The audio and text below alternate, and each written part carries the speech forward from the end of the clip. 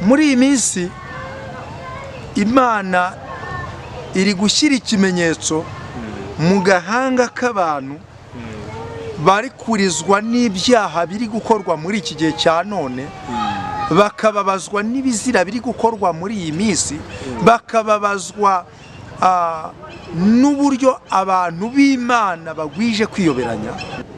Buri kujya ku mbuga nkoranyambaga, wafungura Facebook ugasanga abantu bari kwamamaza ubusambanyi bw'indengakamere mu rwego umuntu atabona uko yabivuga, nibwo bugiye gutuma akaga kaza muri iyi si.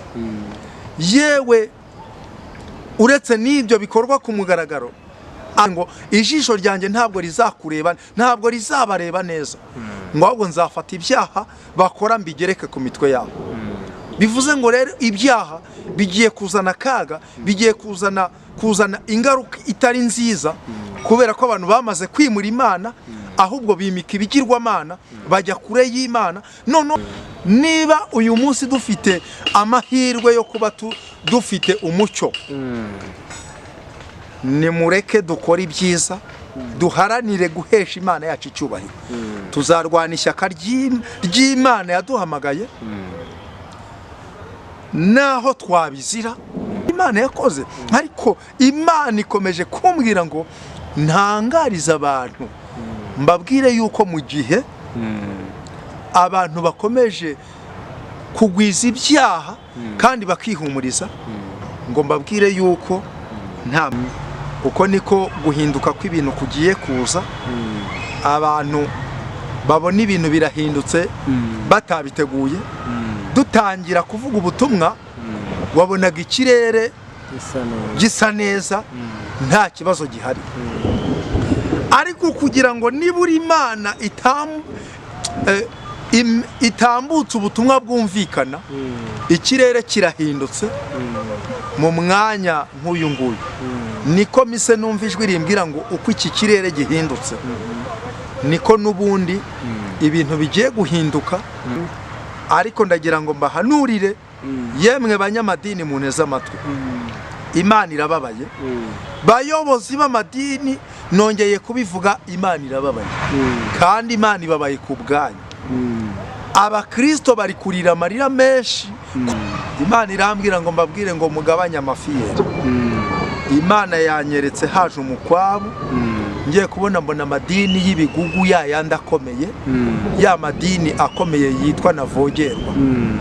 Urugero, ndatanga urugero nk'ubu nk'idini ya Gatolika.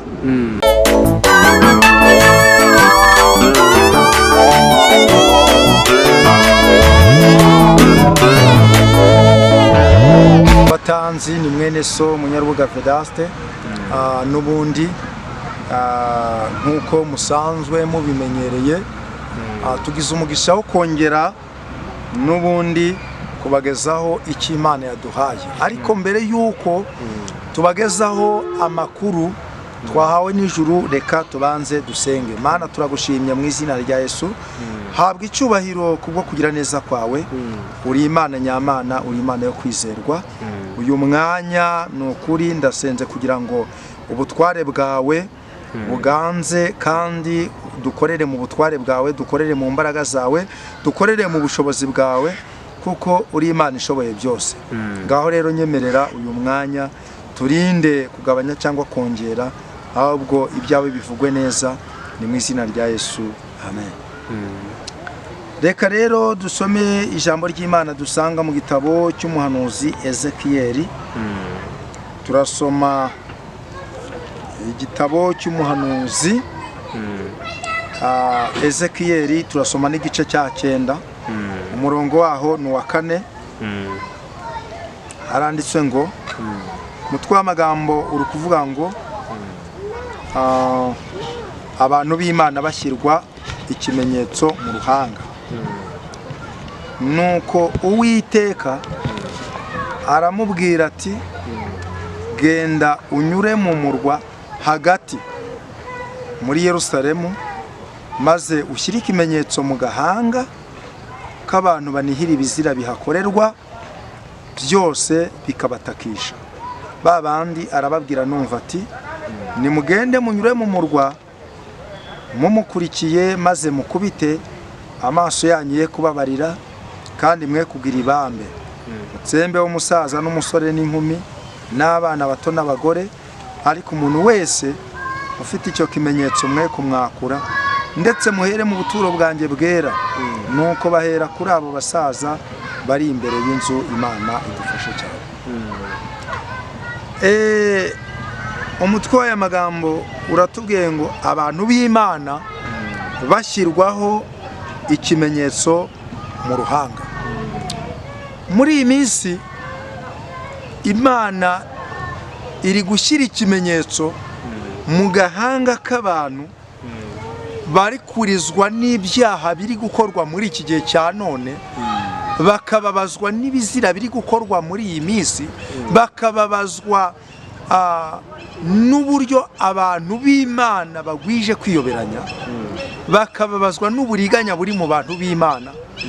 Imana iri gushyira ikimenyetso kuri abo bantu bari gutakishwa n'ibyo bizira biri gukorwa kandi bakanihishwa n'ibyo bizira biri gukorwa muri iki gihe cya none. Imana idufasha cyane. Ni ukuvuga ngo rero Uwiteka Imana yamaye aya magambo kugira ngo nyatangarize abantu n'ubundi bakunze gukurikirana ubutumwa, kugira ngo nibura umuntu wese yisuzume arebe ngo mbese ndi mu ruhe ruhande. Waba uri mu ruhe ruhande? Abantu muri iyi minsi baragaragara nk'abantu bamenye Imana, abantu muri iyi minsi baragaragara nk'abantu bubashye Imana, ariko Imana yareba igasanga mu mitima yabo harimo uburyarya. Ariko nubwo bimeze bityo, hari abandi bari gufata amasengesho bagasenga bakiyiriza ubusa kubw'ibyo bari kubona mu madini n'amatorero. Hari abantu bari kurizwa n'ibyaha biriho ubu. Imana yo mu ijuru rimwe na rimwe ikagenderera abo bantu, ikabereka n'uburyo bishobora kuzanira ingaruka abantu n'ubundi bakomeje kugenda bavogera cyangwa se bajya kure y'Imana, basuzugura Imana bakayisuzugura. Mu mwanya nahoze nganira n'umuntu arambwira ngo umuntu twaguze isambu ni umudiyakoni, ni umukozi w'Imana, none uyu mukozi w'Imana arimo arashaka kunyima ibyangombwa by'iyo sambu, arimo arashaka kungora. Arangije arambwira ngo kandi iyi sambu njya kuyigura yayiriganyije undi muntu yayigurishije njyewe nabizi. Arambwira ati dore uyu mudiyakoni witwa ngo ni umukozi w'Imana, ni n'umuyobozi wa korali nini cyane, yagurishije isambu. Amaze kuyigurisha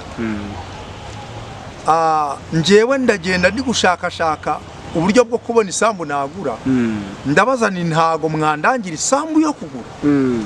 Uwo muntu aravuga ati yo, ati isambu ndayifite. Ahita ajya kuyintambagiza.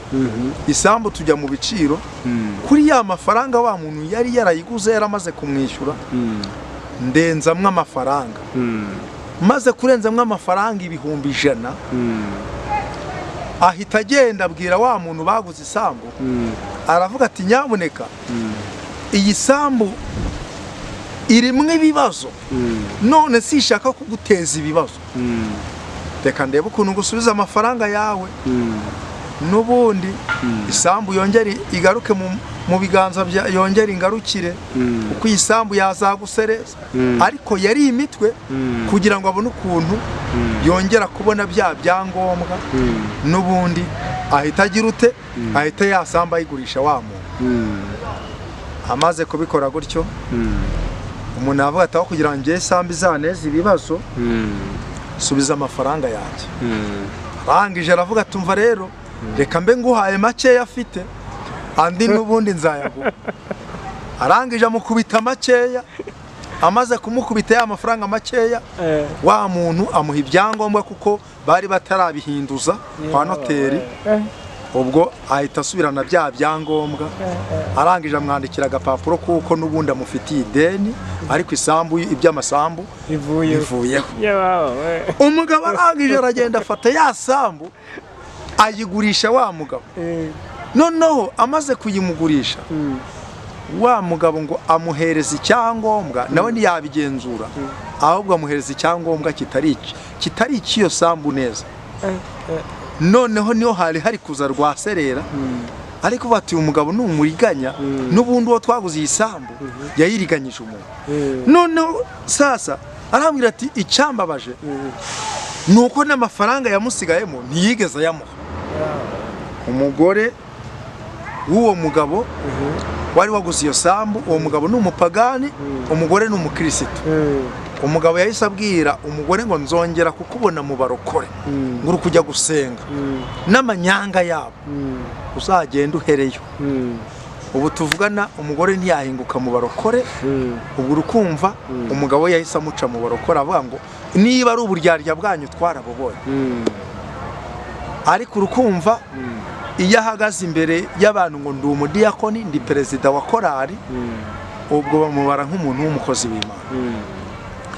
Amanyanga ari mu bantu b'Imana ni menshi. Amarira y'abantu baririwe ibyabo ni menshi. Amarira y'abantu banyanganyijwe ibyabo ni menshi. Kandi bakanyanganywa n'abantu bitwa ko ari abakozi b'Imana. Imana imereza iri jambo irambwira ngo marayika ari gushyira ikimenyetso ku gahanga k'abantu bari kurizwa n'ibintu biri iki gihe cya none. Abantu barafata ibyari bikwiriye kuzira cyangwa se ibyari ikizira, reka mbivuge gutyo, bakabizirura. Aho bunakera murabona ibyo abantu batinyaga ngo ni ibyaha n'ubundi byemerewe gukorwa ku mugaragaro kandi mu madini atandukanye. Kandi mwibuke yuko dusomye ngo marayika amaze gushyira ikimenyetso mu gahanga k'abantu bari kurizwa n'ibizira biri gukorerwa mu murwa. Ntago turi i Yerusalemu, ubu twageze hano mu Rwanda, ubu twageze mu bantu bumva ururimi rw'ikinyarwanda ndetse bazumva ubu butumwa. Marayika ari kugenda ashyira ikimenyetso mu ruhanga rw'abantu bari kurizwa n'ibiri gukorwa iki gihe. Turasomye ngo marayika amaze kubashyiraho ikimenyetso habonetse undi marayika uhawe misiyo yo gukubita. Uwo marayika wari uhawe misiyo yo gukubita arabwirwa ngo genda ukubite utababarira. Ko dusomye hano ku murongo waho, ku murongo waho wa 5 haratubwiye ngo babandi arababwira numva ati nimugende munyure mu murwa mumukurikiye. Bakurikiye nde? Wa wundi uri gushyiraho ikimenyetso. Ubwo bivuze ngo inyuma y'uri gushyiraho ikimenyetso hari abandi bamukurikiye. Umva misiyo bahawe ngo maze mukubite amaso yanyu ye kubabarira kandi mwe kugira ibambe, mutsembeho umusaza n'umusore n'inkumi n'abana bato n'abagore. Ariko umuntu wese ufite icyo kimenyetso mwe kumwakura ndetse muhere mu buturo bwanjye bwera. Nuko bahera kuri abo basaza bari imbere y'inzu. Imana idufashe cyane. Marayika ari gushyira ikimenyetso mu gahanga k'abantu bari kurizwa n'ibyaha biri gukorwa muri iyi minsi. Ariko hari abandi bamarayika bahawe misiyo yo gukubita. Niba udafite ikimenyetso ugushije ishyano, niba udafite ikimenyetso mu ruhanga rwawe akaga karakumanukiye. Aba bamarayika nta mikino bafite. Bahawe misiyo yo gukubita umusaza, bagakubita umusore, bagakubita umugore, bagakubita umukobwa ndetse ngo n'umwana mutoya. Kandi barabwirwa ngo amaso yanyu ye kubabarira. Ariko hepfo aya magambo wayasoma ugasanga ku murongo waho n'ubundi wa 15 sorry, hano ku murongo waho wa 7 hari kutubwira ngo kandi arababwira ati nimuhumanye inzu kandi ingombe zayo muzuzuzemwo intumbi. Ngaho nimugende. Nuko baragenda bica abo ku murwa. Nuko bakibica aho nari nsigaye nikubita hasi nubamye ndataka ni ay'Umwami Uwiteka ba Isiraheli, uburakari bwawe ubusutse i Yerusalemu. 9. Maze arambwira ati ibibi by'inzu ya Isiraheli n'iya Yuda birakabije, kandi igihugu cyuzuwemo n'amaraso n'umurwa wuzuwemo imanza zigoretse, kuko bavuga bati Uwiteka yataye igihugu, kandi Uwiteka ntacyo areba.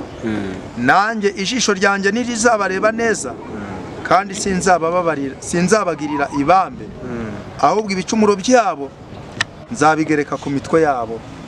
Imana itugirire imbabazi. Mu by'ukuri ubuhanuzi ifite buravuga ngo ibyaha bitumye akaga kaba kenshi mu isi. Ibyaha bigiye gutuma akaga kaba kenshi hano muri iyi si. Ubusambanyi buriho muri iyi minsi bw'indengakamere bigeze aho buri kujya ku mbuga nkoranyambaga. Wafungura Facebook ugasanga abantu bari kwamamaza ubusambanyi bw'indengakamere mu rwego umuntu atabona uko yabivuga. Nibwo bugiye gutuma akaga kaza muri iyi si. Yewe uretse n'ibyo bikorwa ku mugaragaro, ababikora bihishe nibo benshi. Hari benshi babikora mu ibanga bagakora ibyaha bihishe, nk'uko ijambo ry'Imana ritubwiye ngo baravuga ngo Uwiteka yataye igihugu, ngo Uwiteka ntacyo areba. Ariko ijambo riratubwiye ngo ijisho ryanjye ntabwo rizakureba, ntabwo rizabareba neza, ngo ahubwo nzafata ibyaha bakora mbigereke ku mitwe yabo. Bivuze ngo rero ibyaha bigiye kuzana akaga, bigiye kuzana ingaruka itari nziza, kubera ko abantu bamaze kwimura Imana, ahubwo bimika ibigirwamana bajya kure y'Imana. Noneho bareka no kuba abapagani, barangije biyoberanya mu bintu by'Imana. Kwiyoberanya mu bintu by'Imana nibyo bitumye akaga kamanuka, kandi uburakari bw'Imana bugakongezwa, abantu benshi bakahasiga ubuzima kubera ibyaha bimaze kugwira. Kandi ndagira ngo mbabwire ngo repeto kire shise fine contraire. Uyu munsi dushobora kubona izuba ryavuye, ariko twajya kubona tukabona umunsi w'ejo hazindutse igihu, tukabona bwije nta zuba tubonye. Niba uyu munsi dufite amahirwe yo kuba dufite umucyo, nimureke dukora ibyiza, duharanire guhesha Imana yacu icyubahiro. Tuzarwana ishyaka ry'Imana yaduhamagaye, naho twabizira, ariko ntabwo tuzaceceka. Niyo mpamvu tutagira isoni zo kuvuga Imana. Niyo mpamvu umuririmbyi w'108 yararirimbye ngo nge ndi umukristo nzahora ndiwe mu bintu byose ngeze kugupfa. Abantu bamaze kwibagirwa iby'Imana yakoze, bibagirwa impfu Imana yabarokoye, abantu bibagirwa kaga gakomeye Imana yabakuyemo, bibagirwa umuriro Imana yabakuyemo, bibagirwa iby'Imana yakoze. Ariko Imana ikomeje kumbwira ngo ntangariza abantu, mbabwire yuko mu gihe abantu bakomeje kugwiza ibyaha kandi bakihumuriza, ngo mbabwire yuko nta mahoro bafite. Iyo dusomye ijambo ry'Imana mu gitabo cy'umuhanuzi Yeremiya, hari ijambo hano mu gitabo cy'umuhanuzi Yeremiya ritubwira ngo, baravuga ngo nta mahoro, ariko nyamara ngo nta mahoro ariho. Mu by'ukuri niba abantu bihumurije ngo ni amahoro, kandi bagakomeza gukora ibyangwa n'Uwiteka, bere kwihumuriza ngo ni amahoro, kuko nta mahoro ariho. Umurongo hano igice cyawo cya 23, umurongo waho wa 20 haratubwiye ngo uburakari bw'Uwiteka ntibuzigarura, keretse amaze gusohoza imigambi y'umutima we. Mu minsi y'iherezo nibwo muzabimenya neza. Mu minsi y'iherezo nibwo muzabimenya neza. Buriya muri iki gihe cya none ntabwo abantu babyumva, ariko mu minsi y'iherezo niba ijambo ritubwiye ngo ntabwo Uwiteka azibuza uburakari bw'umutima we, kubera ko abantu ntibahindukira. Imana iragoragoza, ariko kugira ngo abantu bahindukire, ahubwo abantu bakarushaho gukabya no gushayisha. Ariko Uwiteka Imana ni ukuri afite uburakari, kandi aba bamarayika bahawe misiyo yo gukubita, ntumbaze ahantu uzabahungira. Wowe uneze amatwi, nta hantu uzabona uzabahungira. Icyakora ubuhungiro ni uko wemera kwihana. Njya nkunda abantu baduhamagara bihana rwose, bakihana. Ni ukuri dukora umurimo w'Imana, nubwo abantu babona yuko wenda kuza hano kuri kamera aba ari ugutwika n'ibindi bakabifata uko babyumva, ariko dukora umurimo w'Imana. Njya nkunda kubibona, ntago bushobora kwira nahamagawe n'abantu bambwira ngo turi kwihana ibyaha, twatsinzwe n'ubutumwa watambukije. Kandi ngo mu ijuru haba impundu n'iyo umunyabyaha umwe yihanye.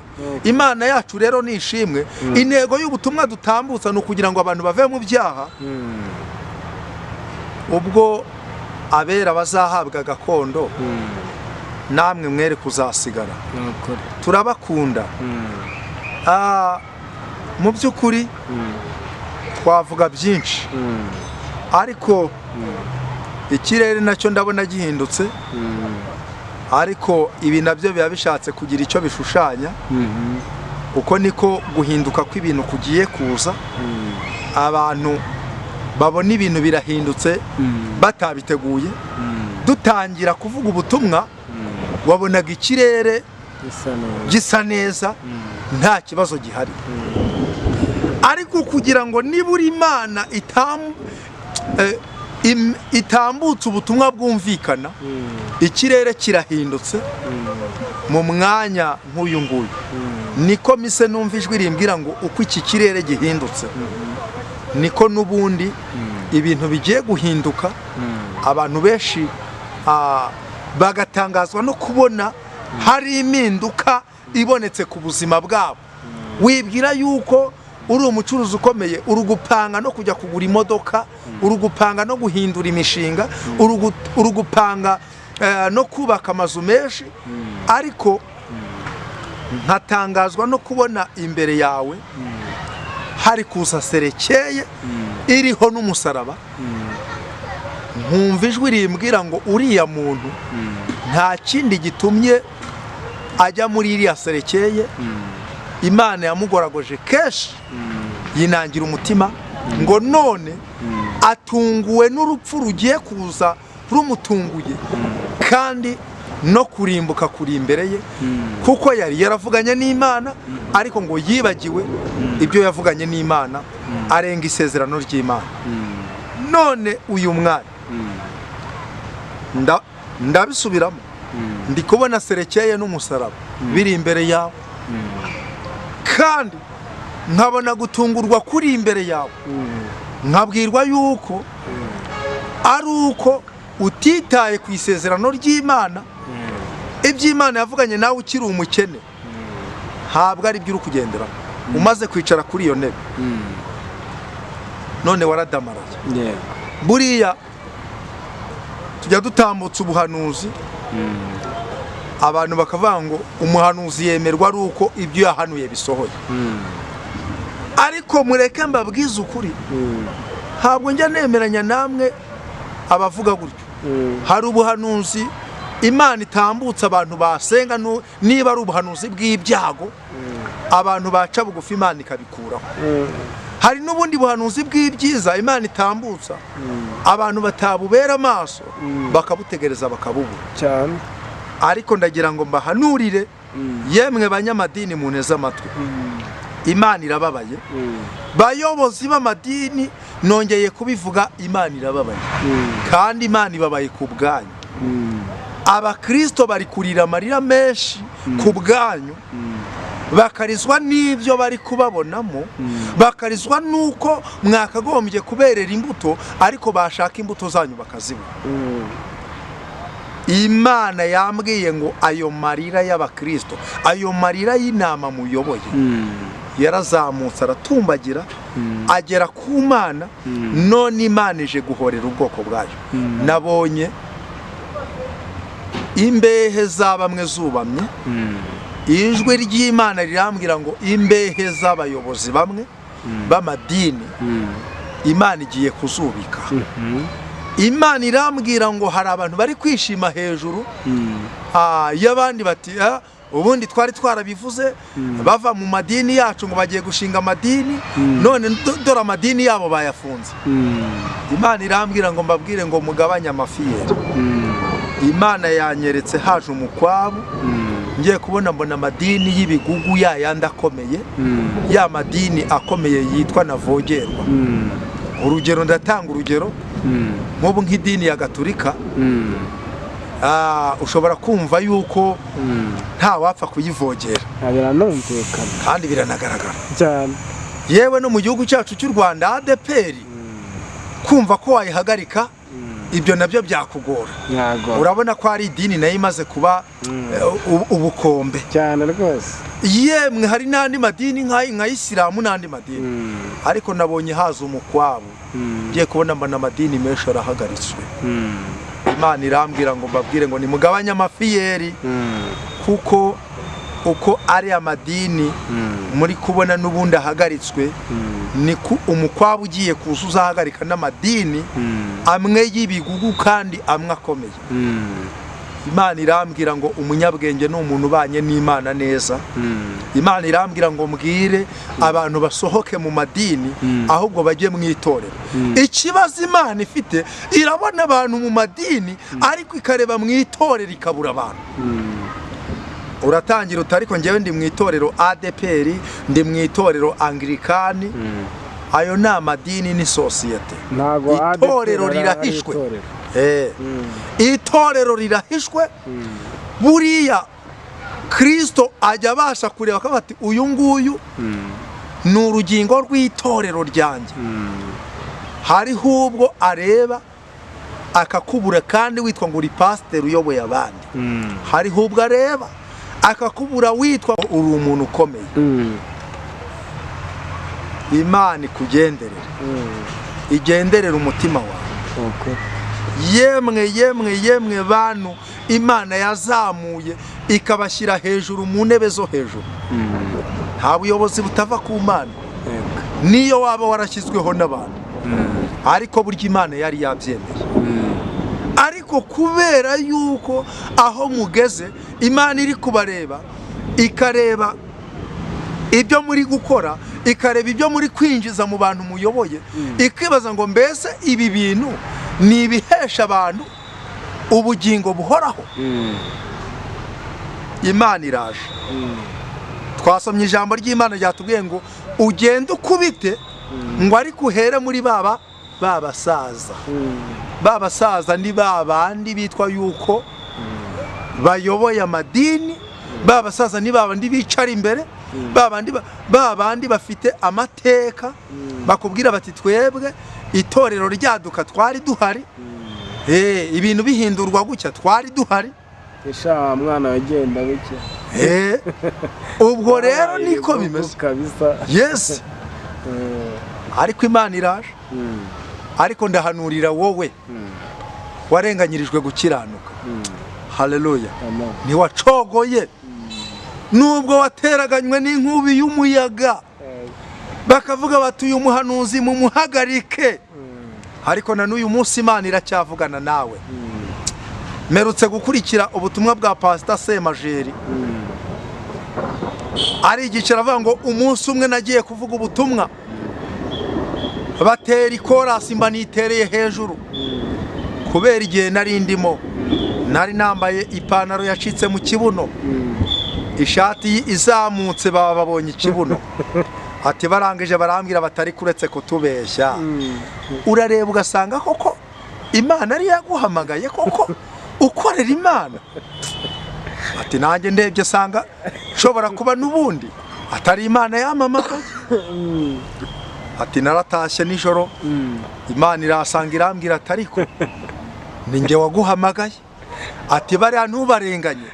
Ati we wumva ijwi ryanjye mvugana nawe ariko bariya nta jwi ryanjye bumva. Ndagira ngo mubwire ngo nubwo utera akanwa hirya no hino n'abapagani bo mu rusengero sipotike reshise fayamanda. Abapagani bo mu rusengero baraguhagurukiye barakugendaho, ariko data wa twese avuganye nawe ngo komera, warenganyirijwe gukiranuka ntiwacogora, urenganyirizwa ubutumwa bwiza ntiwacogora. Imana ikugarutseho. Ubwo nahanuraga ngo intebe za bamwe zirahirimye ku Musaraba TV abantu benshi baravuze batari kuri ya muntu. Ndabizi nabyo twagiye tubihuriramo n'umuyaga sinshaka kubivuga, ariko murabona yuko intebe z'abayobozi b'amadini benshi zarahirimye. Imana yambwiye ngo n'abandi bihagazeho bitegure, kuko nabonye intebe za benshi kandi bibwira ko bakomeye zo zihirimye.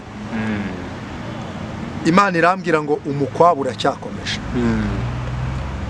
Ariko bikitwa uyu mwanya wowe ugifite amahirwe yo kumva ubutumwa, waca bugufi Imana ikakubabarira, wakwihana Imana ikakubabarira.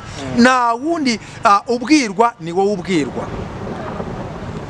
Aba bamarayika bataratangira gukubita uyu munsi nababwiye ngo Imana iri gushyira ikimenyetso mu gahanga k'abantu bari kurizwa n'ibizira biri gukorwa. Abantu bagiye binjiza abatinganyi mu nsengero, bakinjiza abatinganyi n'ubundi ku ruhimbi, bamwe bakabikora ku mugaragaro, abandi bakabikora mu mabanga. Ariko yambwiye ngo iraje, mwese igiye kubashyira ku karubanda. Mureke dusenga Imana. Nuko message nayihawe.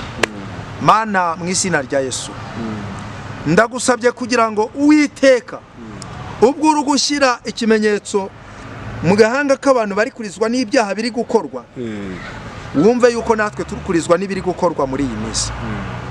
Hari ibyo tureba mu mwuka, hari n'ibyo turebesha amaso y'umubiri, hari ibyo abapagani babona. Mana n'abakagombye kwihana nukuri ugasanga abitwa ko bari mu nzu yawe babaye urusika rwo gutangira bihana. Ariko Mana ibyo byose ntabwo tunejejwe nabyo, ahubwo biratubabaza iyo tubonye ubusambanyi, tukareba ubwicanyi, tukareba inzangano, tukareba amanyanga, tukareba amatiku, tukareba kubeshya, tukareba ibyaha biri gukorwa muri iki gihe. Turizwa n'ibyo tubona Mana. Ariko Uwiteka tugakomezwa nuko wavuze yuko itorero ryawe ryubatswe ku rutare, kandi ko naho amarembo y'ikuzimu yahaguruka atazarishobora. Ndasenze Mwami kugira ngo Uwiteka Mana ubu butumwa butambutse ku Makuru y'Ijuru TV buzahindure abamaze kuyembayemba bakajya kure yawe. Kandi ubu butumwa butambutse imanda yawe itaravuga Mwami benshi bakizwe nabwo, kandi umujinya wawe utaracanwa ku bantu bawe. Mana abemera kwihana uzabababarire. Nanjye ndasenze senge abamaze kurwa. Ntabwo nejejwe no kubona abo twari dusangiye urugendo babaye ibiretwa bya Satani, ahubwo ndumva ndizwa nuko Satani akomeje kugenda yigarurira benshi. Mwami Imana umwuka wera agende agere ku bantu bawe, kandi urokore benshi Mwami, barokoke umujinya uzatera, benshi bazarokoke barokowe n'imbabazi zawe.